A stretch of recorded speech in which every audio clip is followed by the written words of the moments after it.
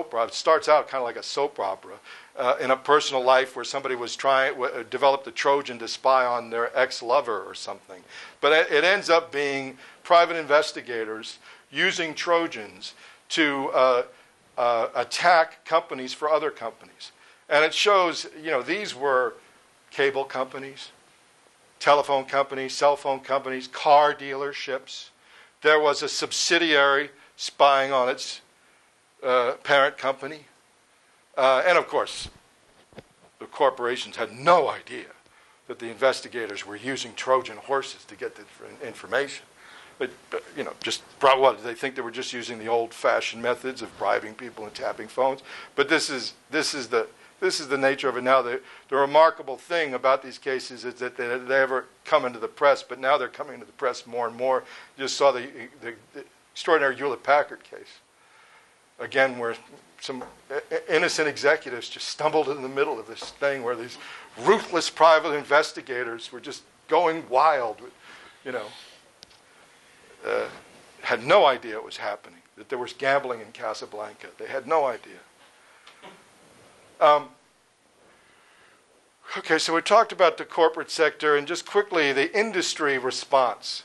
I walked into the RSA conference last year, and I was concentrating on something. I walked into the hall, and there on the big screen was Bill Gates, and there he was standing below the big screen, and I literally said for a moment, foolishly, I said, I must be in the wrong conference. I'm in the right city, but I must be in the wrong conference. And I said, oh no, that's right, he's speaking. And I said, wait a minute, he spoke last year. And then I said, wait a minute, he spoke the year before. Then I realized, yes, that's right, Bill Gates has keynoted the RSA conference for the last 3 years. So I said, well, now this is an extraordinary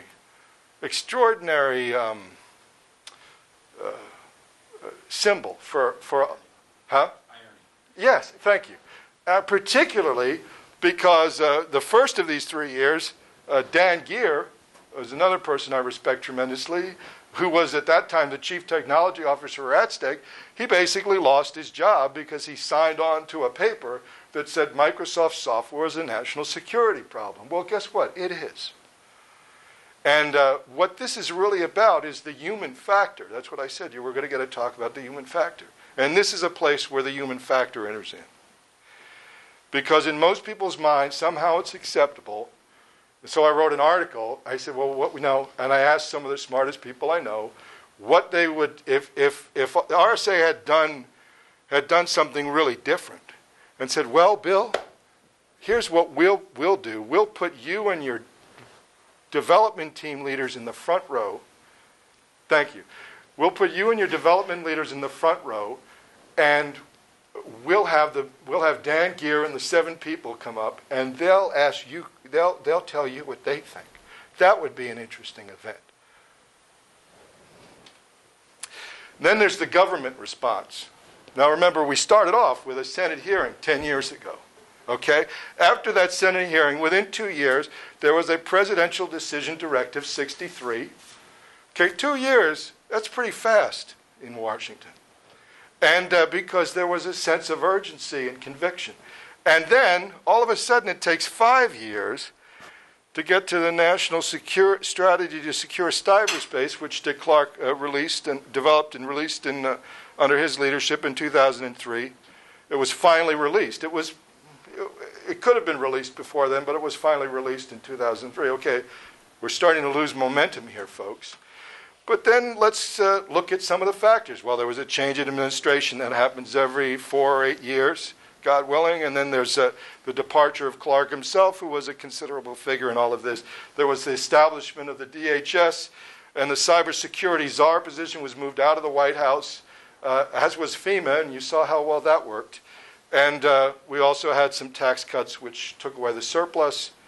And then you have a situation in 2006 where you have one of the major industry associations saying, we've got real problems here. And all of a sudden, we're like a ship becalmed at sea.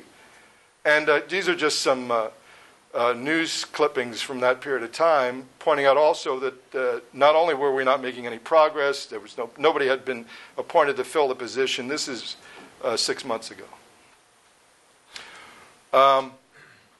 These are actually Diebold machines. And what I'm going to say has nothing to do with politics. It really doesn't.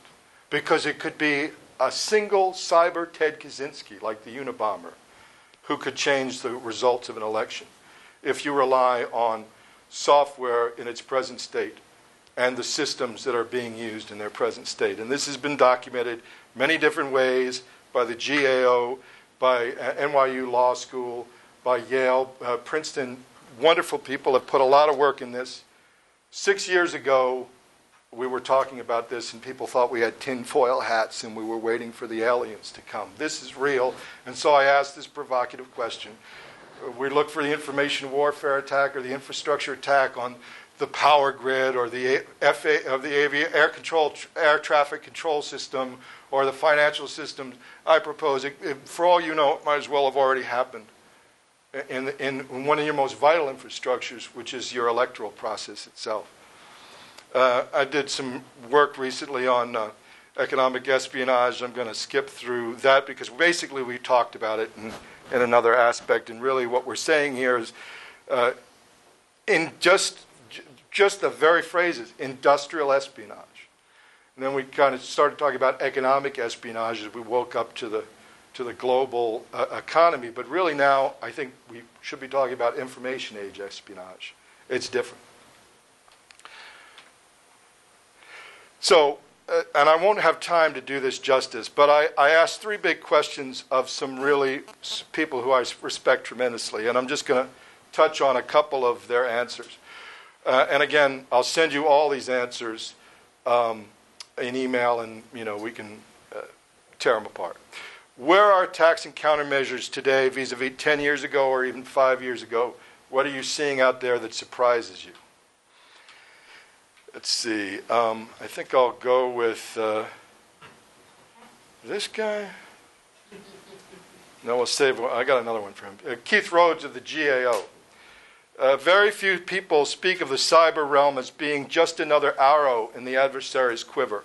Cyber is just another vector for attack, not something special and discrete unto itself. Second question was, what evolutionary or revolutionary spirals can be expected in attacks for the next 2, 3 to 5 years? Becky Bass, we are way overdue for major infrastructure attacks on SCADA and other device management systems. The attack techniques won't necessarily be unique, though the goal of the attacks may be subtler than the brute force denial of service. Oh, yes, indeed. The third question was, in general, cybersecurity and cybercrime, would you say 1 step forward, 2 steps back, or 2 steps forward, 1 step back? I said they could give some other a measure if they wanted. Rick Farrow's answers are way too discouraging, so I won't even go there. Justin Peltier, 1 step forward, 2 steps back. Keith Rhodes, while our attack morphologies are getting much better, 1 step forward, the attack vectors are increasing in number and speed due to everyone having high-speed internet and access, da-da-da. So if my math is correct, that's 1 step forward, 2 steps back. And Gene Spafford, it's almost like we're making no steps. We have kept adding new technologies that are dangerous, seen our decision-making choosing the path of least cost but significant danger. And they have consistently applied Band-Aids for the most current threat, but failed to heed the long-term advice or provide investment for research. Overall, I'm not very optimistic about the future. Neither am I. And the reason I'm not is not because of lack of skill, lack of will in the security community or in the intelligence community or in the technical community or on the internet itself, but because of leadership. I mean, what we've talked about here is 10 years failed leadership. There's nothing to do with in the corporate world, in the world of government, in the supposed security industry itself, failure of leadership.